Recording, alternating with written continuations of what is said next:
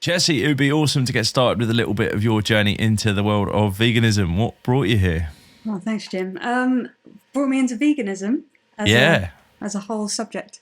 yeah. I'm pretty sure I've had that journey that a lot of people had, where it was always kind of like in the back of your mind, but then you watched one of those documentaries on Netflix or Amazon or whatever it was, and then just hearing that information as an adult, where you can like make all your own choices, just literally overnight changed my mind and turned me into a full vegetarian. And then my journey into the vegan side of it has just been me having more and more self-control and just learning a lot more until I felt that I was in a position to be able to call myself a vegan, because I feel like it's not a label that I felt comfortable just calling myself straight away. I felt like I have to be as educated as possible, Yeah. because I had that like thing of feeling like I was going to get caught out for not being a good vegan. But anyways, it turned out I was doing a lot of the right things anyway. But yeah, so it's probably only been like the last 6 months, 7 months that I've actually started like telling family. So it's like coming out, but telling family members like at barbecues and like dinners and things, no, I'm not vegetarian anymore. I'm a full vegan. And then yeah, so they've taken it quite well. Many people don't have the same kind of qualms or concerns about using the word and sort of wearing the badge, if you like. As soon as they kind of like, have the sort of dietary change, they're kind of like happy to say I'm vegan, and then they'll kind of work with the rest of, you obviously, I've spoken to people years down the line who'll say, oh, I never knew about X, Y, or Z cosmetics or these kind of things, even though they, to many others, depending on your route in, they may have seen obvious. What was it specifically for you? Was it your experience in screen printing and the broader sort of, ethics of that industry that kind of made you feel a little bit like, actually, I'd need to do more homework before I can kind of wear that badge, if you like? Yeah, I think so. I initially, when I started my screen printing business, I was a bit too much of a people pleaser, and I would say yes to every job. I would like do just all the weird and wonderful printing that I shouldn't have been doing and I had no right to be doing, because it's firstly not profitable, and you can't know enough about the materials and the inks and the processes that you're using even to be able to justify it. So there's a lot of waste, and there was lots of problems with that. And then it just took a little bit of clarity from my side, being like investigating like how to be a better business person. It just made me niche down on what I was working on. And then with that, I was allowed to control a lot of the variables with what garments I was sourcing, even a little bit the types of projects that I was working on. So, for example, with the types of projects that I was doing, I don't introduce myself into fast fashion at all. I'm really happy to just reject those jobs, even if they seem like a good money spinner. If I know that garment's going to be worn once and then thrown away after an event, I don't do it. And the whole ethics in the garments has been a really interesting journey, because there are now t-shirts that are like vegan certified, and I literally don't print on anything that isn't from Stanley Stella, which is Right. they've just set themselves up as a very environmentally friendly, eco, vegan aware, all this kind of stuff. They've got all the accreditations that you could possibly have, and Yeah. all of those things are what I want to align my business with. So yeah, it's what I've put. Like, I've got my own streetwear brand, so all of that is 100% vegan garments. Like, I can't even have caps at the moment because they're organic, but they're not like certified. Right. Yeah, so I've gone that extreme with it, but it's actually had a lot of knock-on effects positively for the business. Yeah, I bet. I want to get into that. before I do though, it was interesting when you said like almost like this kind of like coming out to friends and family of process. That bit, yeah. And it was my fault. I diverted into a different direction because I was kind of interested. But I want to come back to that first, and then we'll get back into the t-shirts and stuff if that's cool.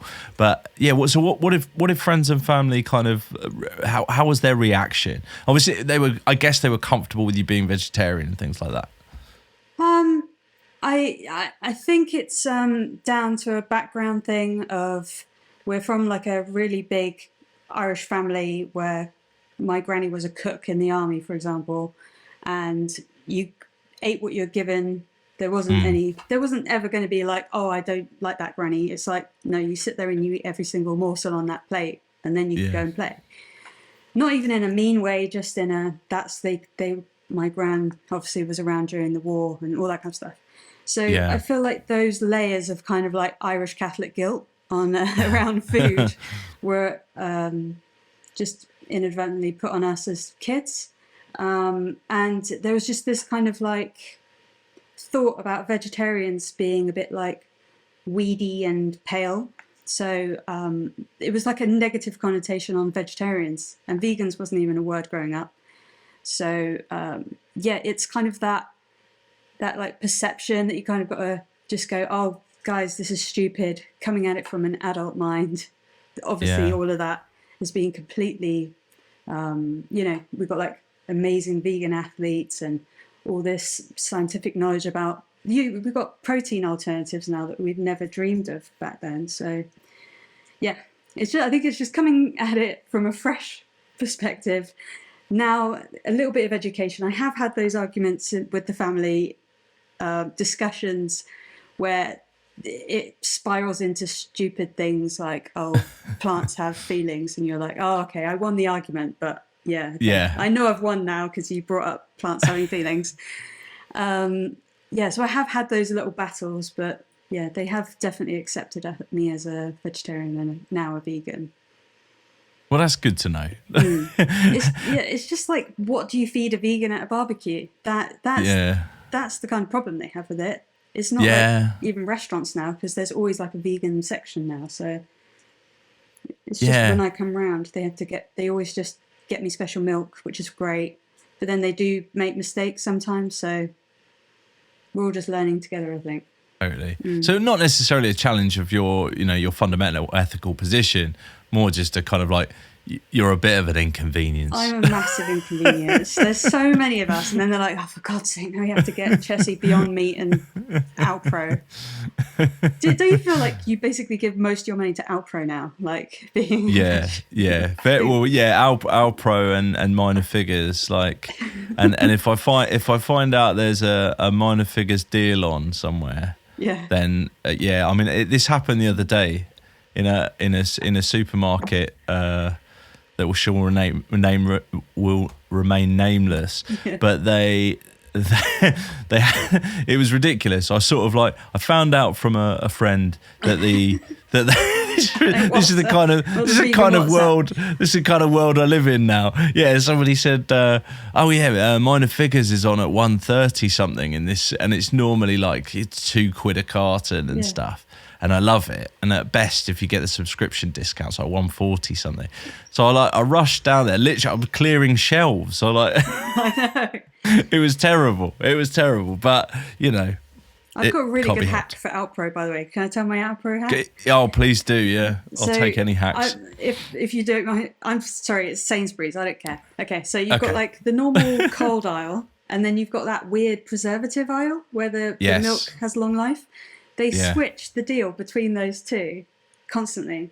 So it's £1.90 over here, and then it'll be £1 in that aisle, and then they switch it back. Right. So if it's gone up in price here, you can go to the long life section and whip it all up. Do you know, I did not know that. So I'd always just assumed if it's not on in the long life aisle, it's never going to be cheaper than the other aisle. Just have a little walk around. There you go. There you go. Milk hacks. Yes, milk hacks. Chessie's milk hacks. Yeah. Well, I may as well name the other supermarket then. If you go to Waitrose sometimes, although they are expensive for many, many things, Waitrose, the minor figures, for some reason, is often really heavily discounted there. way beyond its normal price, and it is a fine grade barista milk. So if you like a posh coffee, it's the way to go. But anyway, milks aside, although hopefully that is a good public service announcement for people. Certainly was for me. I've learned something with your Sainsbury's hack. So we touched upon it, and obviously, like folks who've listened to the intro of the show will know the name Squeegee Ink, and I'll have given them a wonderful intro into your work. But let's hear it from you. So tell us a bit about the business and where it started, and then let's pick up that conversation about the kind of ethical piece, because I'm really fascinated by that. Okay. Well, I started Squeegee Ink as a open access workshop and teaching studio, and then I started getting asked for commissions, and I did a lot of work on replicas. So, like, if a computer needed a replica screen printed like the original, I would do things like that. Okay. That was like a really weird niche that I got into, because I had like this very interesting, very wealthy person just kept commissioning me for these jobs. But that really taught me a lot of skills, and I was able to put those into like fine art. We've also like sold our artwork through, like, we've had tangible shops online, all these types of things, and we often do markets and things. So, and then it's kind of digressed into screen printing T-shirts predominantly. Right. It's mainly because it's really, really fun, and there's a lot of demand for it, and it's just quite cool as well. So we just, I don't think there's anything more fun than designing your own shirt, putting it on, going to the pub, and someone going, "Oh, that shirt's really cool. Where did you get it?" And you're like, "Well, it's my own shirt. So you can get one on this website." That's really fun to me. And then it's kind of molded into, because of the lockdowns and stuff, I wasn't able to do my in-person teaching, so I've gone online, and we're basically setting up Skillshare, YouTube, and online resources to do our teaching instead, which is actually a lot better in hindsight. Yeah, no, that's awesome. Yeah, and then the ethical side of it. So let's get into that. Yeah, so there was, originally when I started printing, there might have been like one or two, you had access to one or two environmentally friendly shirts. But also at that time, I wasn't really thinking in that kind of mindset. I was like, what does the customer want? And they wanted Gildan and Fruit of the Loom. That's because that's just what they knew. And I was just too, I don't know, probably stressed out from running a business to like put my ethics in front. Anyway, I would often just do what they asked me to do the job, give it to them, and it's like their choice. And I kind of put that onus on them as like they've chosen that, so that's their responsibility. But I don't think like that anymore. And then more and more people started asking for the environmentally friendly ones. And then I was able to like get them in and actually do those jobs. And then the actual shirt is so much better and smoother and like higher quality with like organic fibers and more vibrant, less. They put a lot of work into, they basically pay their staff a lot more. And they've got like higher standards overall. So I found that whenever I get one of these Stanley Stella jobs, not only can I make a little bit more on the margin of the shirts, I'm having a better time and my work looks better. And then I started finding out about their environmentally friendly side. So like one thing that they do, for example, is they have factories in Bangladesh, but they don't just have the factories in Bangladesh. They actually send like 20 people over there to visit the factories every single day to make sure that the staff are being treated well. And they've even implemented these kind of strategies in there where the government sets the minimum wage in those factories. So they weren't really able to like increase it that much. They were like making sure they were getting minimum wage and a little bit more, but they didn't have a huge amount of flexibility. So they've got initiatives like they actually put in these supermarkets in the factories. And basically they've got subsidized food for the workers. So the workers can go in, massively subsidized. The workers can go in and they're spending a lot less of their money on food and like basics and essentials. Yeah. So then they have got more take-home pay. And that blows my mind. That's incredible. Yeah, that's the level of Like they're not just waiting for other people to put these like constraints on them. They're just going in and saying, what else can we do? What else can we do? How can we make this better? So That's amazing. yeah, but even being able to tell that kind of story to my customers, I win them over instantly anyway. And if they feel the garments and understand, if they're educated a little bit on those kind of choices, then it's a win-win for all of us.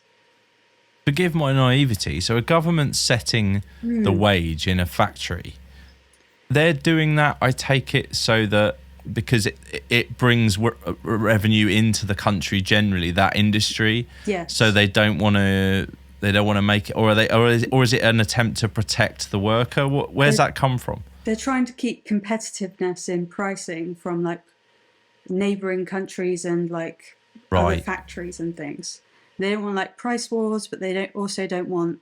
They want to attract these Western businesses into the country to use the workers. So there are kind of constraints on what they can be paid. But I think that's like a really clever way of doing it. It is. Yeah. And controlling how many hours they work, all those types of things. That's amazing. And again, forgive my naivety, but the wider industry doesn't have those same concerns, is far more concerned with the amount of margin they're getting, I take it. It seems to be that, because even like right now, there's some factories where they don't just work for one brand. They work for they might even work for 5, 6, 7. They're not like monitored that much. But in Honduras, they are literally going out, like they keep going out now. And like, I'm talking like tens and tens of thousands of people are protesting against their daily wages. And the factory owners and the people who are actually commissioning them are companies like Gildan, who's like the biggest producer of t-shirts, like by far. They've got the biggest market share just because they have for a while. Yeah. And basically what's happening is they're demanding like $11 a day, which is obviously not that much, but they're getting like £5.40 or something. I mean, $5.40. So it's like absolutely ridiculous. And it does enrage me quite a lot because when you're looking in the trade magazines, you've got on this page, you've got Gildan just reveals that they're having like the best profit margins that they've ever had. They've got the sustainability award for something, but then on this page they've literally showing this protest from Honduras, and the people just not getting paid, and it's disgusting because. Also, these jobs that are trying to go through these factories, if no one's monitoring the factories, those factories can give the work to subsidiaries and smaller factories even. So those could be, they could be people's homes with children working in there. So then you've got a sweatshop situation. This is coming from...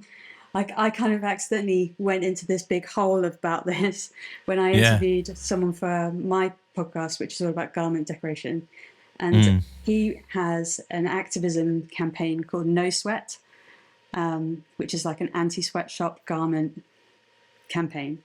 So he literally went around all these factories and he'd seen children on the floor sewing in garment labels for loads of different brands that you'd recognize on the high street. So yeah, I think it's lack of control on the ground. Like, they're not actively trying to do this, but they're not controlling it enough and they're letting it happen. So I feel like that's the same. And at best that's negligence, and at worst it's deliberate. I think it's negligence when you do it once, you clean up your mess, you say sorry, and it doesn't happen again. But this is beyond that now. This is like a business model. This is a business model. Yeah. Yeah. Also, like, try and find out where the headquarters of Gildan is and where they pay the taxes. It's a whole thing. It's like it just winds me up. So I've completely cut myself out of it, and I'm trying to get lots of my peers in the industry as studio owners, who are the people who are buying all these tens of thousands of shirts, to move away from it as well. But and where are they at with it? Where are studio owners at? Are they broadly speaking in your kind of camp on this, or is the kind of the spread of opinion pretty wide? They're in America. They feel like Gildan's like an American brand. It actually isn't. It's Canadian. But yeah, let's bunch it in with America. They kind of like have pride in it as like a shirt, and they've just like got these links to it. But I'd say in the UK, it's easier to sway our opinion because there's a lot more environmentally friendly studios in the UK who've been able to implement other things like water-based inks, and on larger scale studios, that is a good idea. For very micro studios like ours, sometimes water-based doesn't quite tip the balance in being environmentally friendly. That's a whole thing. Okay. But, I feel like all the other studio owners want to print on Stanley Stella because of those quality things. They don't want to send out shirts that haven't got the highest standards. You even get like little bits like the seams aren't sewn properly, it doesn't fit. There's a misconception that when you buy a t-shirt, you should buy one bigger because it will shrink. That doesn't happen with organic cotton shirts. That's like, I don't know. Yeah. So they want to be doing the environmentally friendly thing, but they just find it hard to say no to the customers who are giving them the money to run the studios. So they're like edging it out, right? But they don't feel like they can just whip out all those less ethical brands. It's just a slight fear base, but now they can see like studios like mine are actually flourishing by doing it. We should be able to like show them that actually it's okay. Nothing bad's going to happen when you do it. And does this tie into the point about the work that you choose to accept? So if, for example, your studio accepts those kind of t-shirts that are required for a one-off event, like a marketing event, big company comes in and says, right, we need 1,000 shirts for a day event, and then essentially that's all they're ever going to get used for. And we want it at the lowest cost possible. We don't really care about the quality because we're probably never actually going to wash them. It's the one-off. If your business sort of as your studio accepts that as work, are you then kind of, your hand is, I guess, forced a little bit to not use the Stanley Stella kind of things I too? just don't do it. No, I'm just flat out. Do the out. two go hand in hand for like some of those studios who do those jobs? I know you don't, but for others. Sorry, you mean like they feel obliged to do it for the money? Yeah, so say like a studio like that hasn't necessarily come to the conclusion like you have, that I won't do those jobs. Are they then sort of almost by default also forced to buy into the shirts that you wouldn't necessarily want to use either? Yeah, of course. Yeah, they're a lot of studios operate on the basis where like there's a intermediary person, so they might be the person who's dealing with the customer directly, and this is how you're getting like those bigger jobs. So the studio doesn't really have any influence on what shirts are picked between those people. They don't have the designs are all signed off, and they'd like just given the job sheet, print it. It's coming and being picked up in a few days. I mean, there's like unbranded studios who have like lots of automatic presses, lots of low wage labor, just churning out shirts constantly for fast fashion retailers, like all those kind of like popular fast fashion internet ones. Yeah. Like it's not sustainable, it's not ethical. No one expects a £5, like if you go in and you buy not even £5, they're even like £4.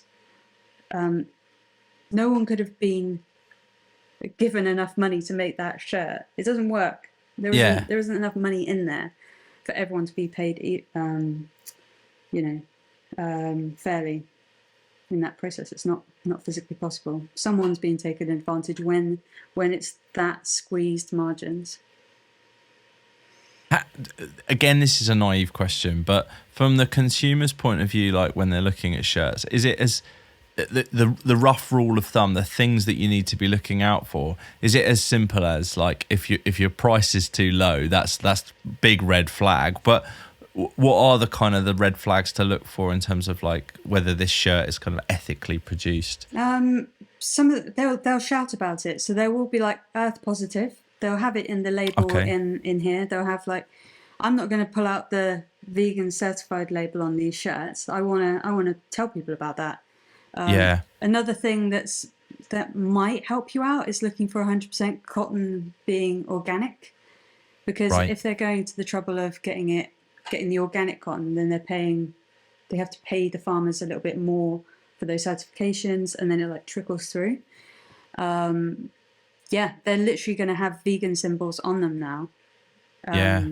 Or they might even say, like the No Sweat campaign, they have no sweat massive on the tag, and they say no one was manipulated in the making of this shirt. I can't remember what their slogan is, but they're shouting about it. And if your shirt is incredibly cheap, that is the biggest red flag. That's the biggest red flag. Yeah. And like you say, some of those online fast fashion companies, like the turnaround, just even like I noticed this turnaround in styles. You know, like it's not like one season, then another season, then another season. It's red carpets, isn't it? And then it's like, oh, what's that? Let's make our own version as cheap as possible. Yeah. You're seeing sort of almost a different design every other week. You know, whatever's in the zeitgeist. You know, like get that on a t-shirt quickly, and you sell it at the lowest price possible. That's got to be like a big red flag. And I guess if you're the advice for like if you're printing, you know, if you're somebody looking to get merchandise for your band, your organization, whatever it is, I guess the advice is have a conversation with a print studio like yourself. Yeah, take the printer's recommendation, because they're not going to say, oh yeah, why don't you get a £2.50 Fruit of the Loom shirt? That'll look awesome on your streetwear brand, because they're not going to put that on their own brand. They're not going to print on that for their shop shirt that they're sending out as samples. So definitely go by recommendation, because we live it.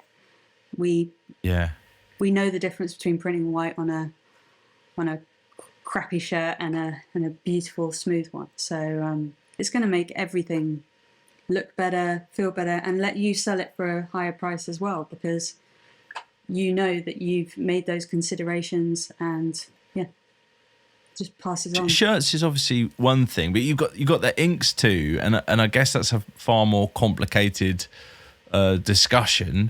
But it'd be good to understand like where the sort of the veganism element is involved in, or at least the ethical element is involved in the inks. Yes, so it's something that I'm asking all the time. So there are companies like Magna Colours in the UK, for example, who are definitely innovating and trying really hard, but it's difficult to get an ink vegan certified because of the amount of different chemical components in it and additives. So I could just take a white and print it on a shirt straight out of the pot, but someone else might put an additive in it that hasn't been vegan certified, and then it's not vegan anymore. Right. It's not that the additive isn't vegan, it's just no one's gone to the trouble of making it certified because there hasn't been demand, probably from the studios. Probably. We've got like Soil Association approved inks, because we've always had to have that in mind about like where they go into the waste system, where they go into the water system.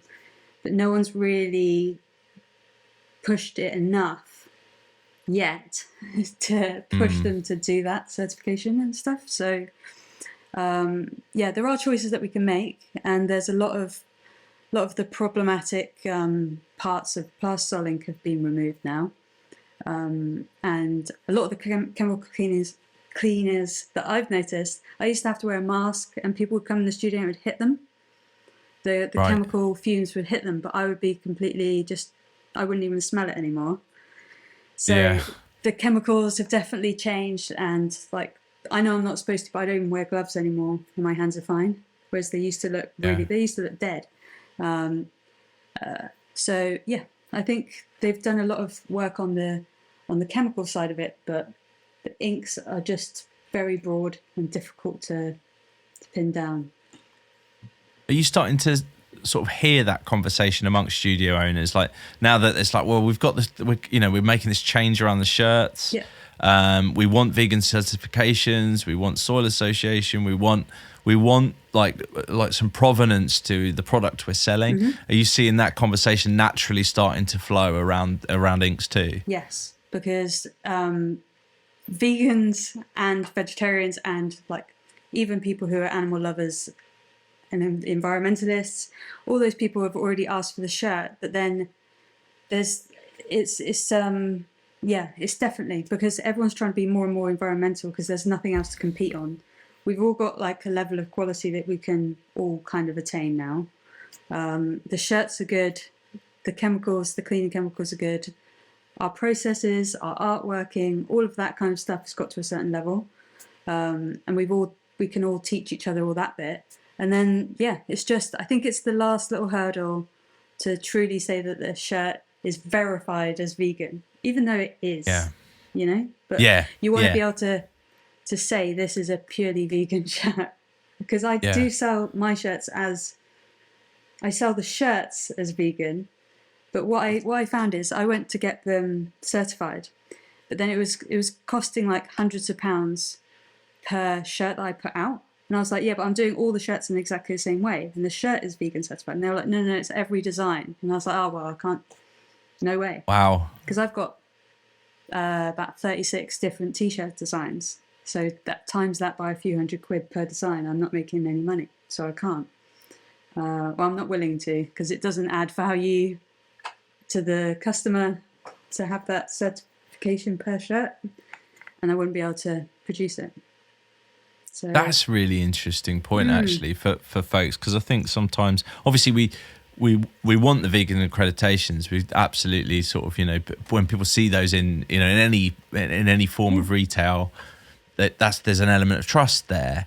But it's really interesting hearing it from the other side of like, well, I know this is vegan because I know everything that's gone into it, but the accreditation is just, it's just not going to work. Yeah, but if I was, so that there's another layer to that. I do limited edition shirts because I'm not trying to do there's like lots of reasons for that. I don't want to do long runs where I'm storing them. I don't want like waste. I don't want, you to see 3 other people with your shirt on, that type of thing. Yeah. So I do very short runs of like 50 units and then sell them, go to the next one. And it just keeps it fresh for us as well. But that's one of the other reasons why, like if I was printing one shirt and it was super popular and I didn't have this limited edition thing, then I probably would go and get it certified because it might be £1 a shirt. But this way it's like £6-7 a shirt.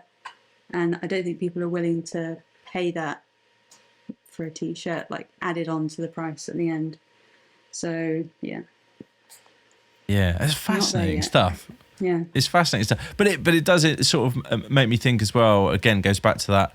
As a consumer, if I can have a conversation with the producer of that t-shirt and feel reassured, even if I don't see the accreditation, then I feel good about that. I understand the provenance. Yeah, because I'm never gonna intentionally harm anyone. So as a vegan person and a printer, I'm already thinking about those things anyway for myself. And then I have made it a really big part of what I do. I haven't made a separation between like my business ethics and my personal ethics. They're the same now because I've thankfully got control over all of it. So if you're buying from a vegan person and they're trying to do all these other things, then you can be a bit more reassured. Yeah, 100%. 100%. So that's Squeegee Ink. You mentioned the streetwear brand. Blind Maggot. Blind Maggot. So you've got that business too. Yeah. Feel free to tell us about that. But also you're just setting up a third business as well. Yeah. So, as if you weren't busy enough. What? Well, wait, I think I used to think like, oh, I'd never have time to do that. But so I'll tell you about Blind Maggot. So that came about because we were producing shirts specifically for our teaching, and we couldn't just wait for a customer order to come in that needed to teach this certain trick or ink or technique. So we had our own designs, and that meant that we were able to like really manipulate what was happening, like the context of the video. So we can teach like 4-color process printing, which is like specialist, and we've got the design there. And it looks good on Instagram because the designs are cool and what we like. And then you can just sell them as well. So we're working on our own things and getting paid to do that in a few different ways. So that was the intent around doing the brand. And then market stores, we've always been market people. So we love selling on the market and that kind of energy. And then what's happened is we want to get into the festivals. So we've booked up a few festivals this year. So we're doing like NAS, which is like, makes me feel incredibly uncool because it's like skateboarders, graffiti artists and all those kind of people. So we're going to go there, do a festival, sell all the shirts that we've produced up to this point, and then we can go back to the studio, keep making videos, print the shirts, and that's kind of the cycle of that. So it's not really extra work. We've just swapped out a lot of customer orders and put in our own. Sure.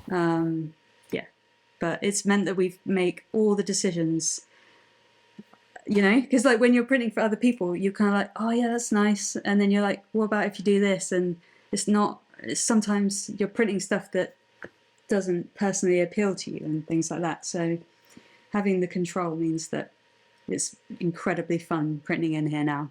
It's kind of like we're being paid to have fun and work together again. That's awesome. Yeah, and I bet just another layer of creativity. Like you say, you know, if you're doing a shirt for the Bloody Vegans podcast, I'm going to have a fairly, you know, like a standard logo and stuff like that I want. And yeah, it's probably cool to do, but is it, you know, you don't get to sort of unleash the creativity, but having your own kind of brand within it, it's amazing. Yeah, exactly. Like if we go, oh, okay, this crazy puff green that actually glows in the dark would look really cool, but it's not what the customer asked for. Sometimes we make those suggestions, but they're like, no, just do what you're told, do what the production sheet says. And so yeah, you haven't got all those kind of like fun, creative flexibilities that you'd normally have. And so then we've got a third business, which is Angry Buns. Yeah. Do you think I win for the craziest business names? I think my accountant's like, what are you doing here? They're very cool. All three are like very cool, intriguing names. Yeah. So Angry Buns is an NFT project. And I think I briefly talked to you about what an NFT is again. But yeah, please do. I need educating. Yeah. I think we had a laugh about people who say like what an NFT is. The first thing they say is, oh, it's a non-fungible token. And you're like, oh, yes. Good, that cleared it up. Yeah, that's much clearer. Yeah, totally. Yep. So it's effectively a digital asset. And we come across lots of digital assets like in our normal day-to-day life. So in my like line of work, it might be a video is a digital asset that you've got. Sure. Or you know, there's certain, like, for example, like if you're on Twitter and somebody has that blue tick next to their name. Yeah. That is kind of like a flex, but it's also like it is a digital asset. So it increases the value of that person's profile to the community and everyone else. So these kind of things are around us already. And another example might be like Strava, where you're running and then you get like an award and then you have like a trophy cabinet. So they are like kind of early versions of what NFTs could be used for. So at the moment, we're in Web 2. So this is like where a lot of the websites and things that we're using and the way that we're communicating with each other is owned by these corporations, which are centralized. So things like Facebook and, you know, again, Twitter and those types of things. That's where we're spending a lot of our time. But it is an advancement on the early internet. But now we're going into like Web 3, which is decentralized internet. So that has loads of layers to it. Things like cryptocurrencies, where you're not like held back on like how you can trade and move money around. And then there's just been a massive explosion in utility in Web 3 because it's just being used for basically everything. So let me talk to you about what Angry Buns is. Let's do it. Okay. So there are these blockchains. where the Okay. cryptocurrencies live, and they're basically made up of transactions. And every time you do a transaction, you're leaving a trail. So I can see into your wallet online Yep. on Web3. So say if we're on like the Solana blockchain and I've got a wallet here, I can see when transactions are made because there's a public ledger of every single transaction made on the blockchain, which just, that's incredible already, because the use case for that is amazing.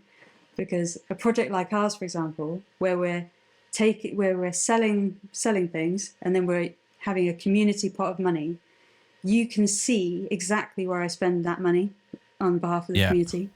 We can all vote where the money goes to, and we can invest in assets together, pool the money together, and it's gonna be a massive bonus for things like charities, fundraising, and getting communities of like-minded people together. So, shall I go on? I don't know if I'm... Please do. No, please do. I'm with you. I'm with you so far. Okay, so the way Angry Buns is going to get set up is there's 10,000 different Angry Bun pictures. And these pictures are just on top of a little bit of metadata. So they're literally just like the profile picture of this little contract, because we're making lots of little smart contracts and we're putting them on the blockchain. So if you were to buy one, that goes into your wallet, and then you've now got as much voting rights on things that the community spends that money on. So that's not how all NFT projects work. Sometimes you just buy the picture, have it in your wallet, and then you're looking at a nice profile picture. There isn't much use for that. That might not grow in value as an asset, so you wouldn't be able to sell it on and stuff. It would just like devalue and be a very expensive JPEG. So that's not what we're doing. What we're doing is we're selling all of the Angry Buns, so there's 10,000, and then we're making a community vault of money. So this will be a wallet, and people will be able to see what's in our wallet. And then there'll be a little bit of operating costs taken out just for like transaction fees and just other stuff. But what we're essentially doing is we're going to invest in projects that are ethical, good for the environment, help animal rights movements and all that type of thing. And then we're going to talk about it on things like Discord. So we've got our own little private chats.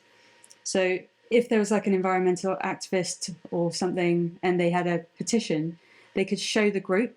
And imagine just being able to show 10,000 like-minded people something in a very niche way. It's not like Facebook where they control the feed. It's us. We control the feed. So you can show people, and you just get so much more traction on these topics that we're all trying to think about without advertising and without all those kind of external things. And I guess you're all you all have a vested interest in each other because you're all Angry Buns owners. Yes, yeah, exactly. So there's lots of different ways of thinking about that as well, because if I use my Angry Buns as my Twitter profile pictures, for example, that's a verified thing. If someone else tries to put a fake picture, it's not verified. Whereas you can trace my profile picture back to my wallet and you can say that is definitely an Angry Bun, because Twitter's really into that. So anyway, that shows that I'm a like-minded person to you. So I might be an environmentalist, I might be a vegan, I might be an activist in some kind of way, because that's why I bought into that project. And they're the people who I'm spending my money with, and we're investing together and we're having those conversations in our Discord. So it shows, it's kind of like a flex that you're like a vegan, because people want to spread that. They want, that's kind of like it's a cool thing that you want to talk to people about. And it's also that you're kind of aware of like what you can do on Web3 and that you're investing in NFTs. So it's just a really exciting place to be. And I think this could be an amazing project for not only just raising money for things that we want to raise money for, but also like cross-pollinating all these different people, like vegans and environmentalists, and just getting them all into one hyper-concentrated group. I think it's going to be amazing. Is there other models you followed for this that have the same or at least a view ethically, like in this respect, and they want to use the money that they make for these kind of purposes. Almost. So the model for having like this community vault and then investing in other NFT projects and other projects that we as a community have voted to do, that came from actually one of my customers. So he has this group called Penelope's Country Club, and that's what they did. Mm-hmm.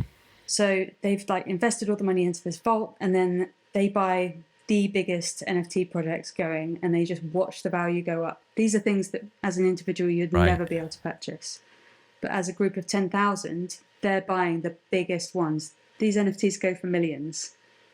Yeah. So it's wow. Yeah. They're just building their pot up. They're staking their currencies on different blockchains and getting interest back by lending their money to the blockchain. There's lots of use cases for it. So that was kind of like the model of how are we going to make this an investment opportunity and use the money to the best possible purpose. Because what I could have done is said, right, everyone buy 10,000. Oh, we get this pot of money, and then use it. Oh, but let's give it out to charity straight away. That's not sustainable, and that would be like it would be a little bit pointless, because it might as well just be like, guys, why don't you all just go and give money individually, and you'd get the same result. Whereas what we're doing is we're investing, and then we're taking the profits and giving the profits away to charity, so our nest egg stays as something that can grow more money in the future. So, in my sort of layman's terms, I suppose if you just took the cash, invested it as one hit, or gave it to charity, like you said, donated it as one hit, that would be the equivalent of like a crowdfunder or a GoFundMe almost, like you know, just other than obviously you'd also have an Angry Bun, but outside of that, you money in, money out. And the value of your Angry Bun would dissipate anyway, because there is the project's dead before it's got there's started. Nothing behind it, it's over, sort of thing. It was like, oh great, had a good time, guys, well done, but it's not sustainable. Whereas like if we both know about Tower Hill Sanctuary, and we're both so I just look at things like that and I'm thinking, God, it must be so exhausting trying to raise those funds every single month, because it's not set up like they haven't got like these little assets that can give them repeatable money once they've set them up. So that's something that I've learned in my business, and I want to bring over to the charities and causes that I'm interested in, because I can these are some realizations that I've made in the studio that I can share with you. So I can start on Monday morning, see who comes to the door, do their jobs, and then I can make a turnover of money, and then by the end of the week I can pay my bills. But then on Monday morning I'm basically back to square one again. So I did that for probably like six years. So I thought the more I worked, the more money I'd get, the more profit I'd make, but it didn't work, because I'd always recycle the money into stuff. Things would get more expensive. All my overheads would just proportionally get more expensive, and it's just I wasn't getting anything. I couldn't build on anything. So I've spent the last few years building business assets. So I make templates that I can sell, make once, sell hundreds and hundreds of times, never do that work again. And that's like paying me in little bits. And then building up Skillshare videos. Yeah, it's a week of solid work where I don't get any money, and I don't get paid for that for months. But now every single month I get a check, you know? And I can build on that. I can make more videos and just get more and more. So realizing that I should put my energy into long-term things instead of these short rewards where the person comes and goes, oh, I'll give you $1,000 to do these 500 guildens. If I just am strong enough to like sacrifice that, not be rich like in the moment, put that money aside and go, no, I'm going to put my time into my videos and my educational stuff, and that's going to tick along and grow. So I feel like if we got that kind of energy into the charity sector and pulled all these people together, because there's going to be so many intelligent people coming together in these Discord groups, and we can throw our weight behind some really important projects and petitions and things. Absolutely. It's fascinating to me, like thinking about the design of it as well. So let's move on to that slightly. Where did the name, the design, and how on earth do you go about designing 10,000 individual Angry Buns? Okay. So this area of like NFTs it's very open source. Like once someone figures something out, they tell everyone else. So it's not a closed off thing. There's loads of YouTube videos and really good resources and courses and things that you can do to like self-educate. Because I just like got into crypto trading a little bit during lockdown, and I was like, oh, that's interesting. And then I like saw like people are trading these NFTs, so I bought a couple and I sold a couple, and I was like, oh, I actually just made a profit on that one because that one's exciting at the moment. Or I just bought that one and I lost all my money because it was a flop. It was just like a silly project where they did that thing where they give all the money back to the community and then it just dies. So so with my project and the design and the name, Angry Buns is called Angry Buns because the bunnies are pissed off. They've been treated badly, and they're literally they're used in the cruelty-free imagery, right? As something as an animal that's been taken advantage of.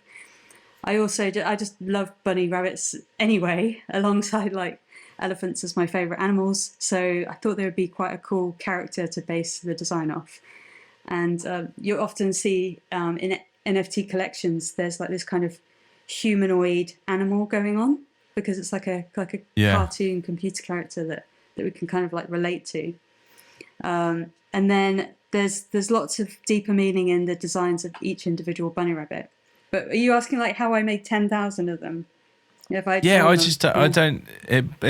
blows my mind that there is 10,000 that they're all individual and where do you even start with that? Yeah, so I didn't just draw 10,000. I drew about 8, and then I realized this is not the way because I'm drawing them all the same. They like 5 of them have glasses, and my mind can't randomize as much as I wanted to because I was just drawing them all like me because I sometimes I don't know.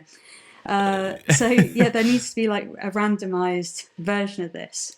So I made my original character and they just had the features. And then what I did is I made like different expressions. So I made like 5 different eyes. So one of them's like excited, sad. One of them's even stoned because he's been doing weed, right? He's got red eyes. Yep. So there's 5 different alternatives. There's 5 variables there. And kind of like lottery numbers, if you do 5 different variations and you do that enough, you've got you can pick 5 different features and we'll all have different ones because the odds of us all picking the same variation. So there's like different backgrounds, there's different tattoos that they might have, there's different faces, the things they're wearing, the smile on their face, all those types of things. There's all those variables. And then there is just a program that you can put them into, and it picks one from each layer that you've designed and just creates that and exports it as its own little PNG or little JPEG, and then you get 10,000. So I did have to learn some programming, which was quite because I was like there for every single Sunday for the last like few months. I've basically been programming them, but sometimes it's like a dot is in the wrong place. And it takes you 6 hours to figure out the dot is in the wrong place, which is infuriating. But it's exciting as well when it does click in and then all of your little images are getting generated. It's another addictive thing that I've got into as a hobby. It's amazing to me. Like it's one thing broadly understanding it. It's another thing thinking, I'm going to create it, I'm going to learn to code, how do I come up with 10,000 variations, and then the idea behind it itself, I think it's just fantastic. It's literally evolving in front of our eyes though, Jim. It's like when I started it, I was going to be on the Ethereum blockchain, but I tried to launch it, but it was going to cost me like tens of thousands of pounds just in gas fees, which is like this whole other thing, just to put the contract on. And I just couldn't afford it. So I was like, got to rethink this. And then there's this whole other blockchain which is coming about, which is more environmentally friendly because it uses a lot less energy per transaction. And it actually just opened itself up as the perfect platform for these NFTs. And lots of other people are migrating over there because they can afford them. So that's only happened in the last few months. This blockchain wasn't being used like this at the beginning of last year. So it's fresh and it's new, but the technology is just in front of me, so I can just about use it and like work off what other people have done. But if this model works and we do really great things, this structure is easy to like transport over to another project. So we might find something really hyper focused about any cause. Like you could raise money for domestic violence and have like a women's empowerment NFT project if you want it, or there's so many use cases for it. And as I say, it's all open source, so you can see where the money's going and you can see how I've done it. You can even read what all my metadata is, so you can literally copy it. You can make it your own. Yeah. Incredible. It's incredible. It really is. Is it live yet? No. Can I buy an Angry Bun? No, but you can join the whitelist. I was going to say whitelist. So I'm doing a pre-sale, because if I just launch them straight away, which I thought about, but I've seen other projects again. Like I'm kind of watching a lot of other projects. I need to hype it up a lot. So that's why I'm like really happy to like talk to you about it, because we need like momentum and to get lots of people interested. So hopefully we can sell out and start like adding value back into the community as soon as possible. Because if it's like a slow burner, it might never sell out. Whereas if we hype it up for months. So I'm going to launch it on August 1st now, and I can't go back on it because it's happening. So it's set. But there's been some other things happen since I first like started talking to you. So like, I've made it an official limited company on Company's House and stuff. Okay. And that seems like, what's the point in that? Anyone can make a limited company. But I think it's this thing of transparency again, because I want people to know that there's a person who's responsible for this project. And you can see the business registered address. You can see that I'm a normal, regular person. And I've got like other business experience with other businesses and things. So it shows that I'm not just going to get everyone's community wallet together and then just go on like a massive holiday somewhere. I'm invested in this massively. And I'm literally being the face of it. I don't want to be the face of it for the whole time, really. I just want to like launch it, set it up, and then I can get other people who are interested to like be the actual face of it and do a lot of the camera-facing things. Because, what an amazing project. To your knowledge, are there any other or many other projects like this with any kind of vegan element to them? Yes. So this is really hyper niche though, Jim. There's like 5 or 6. On like vegan NFT Twitter and Instagram, there's probably about 6 of us. But they're calling themselves green chip companies, because like the biggest NFT project's called blue chips, like kind of like how normal businesses are called. So we're calling ourselves green chips because we're just like going to be the environmental businesses and projects. So there are a few of us, and we're going to be doing like Twitter rooms together. And again, it's not like closed off secrets. We're all just going, I love what you're doing. Have you tried this? Oh, you could try this method. Let's do a room together and like get our followers together. It's very, very community based and bringing each other up, because if you're in one of these projects, you want as many people to know about NFTs as possible. I was going to ask that, given that you're like niche of the niche, so you're up there looking at NFTs right now, when probably a lot of the population, me included, before I spoke to you, is trying to figure out what on earth an NFT is, and you're kind of already there.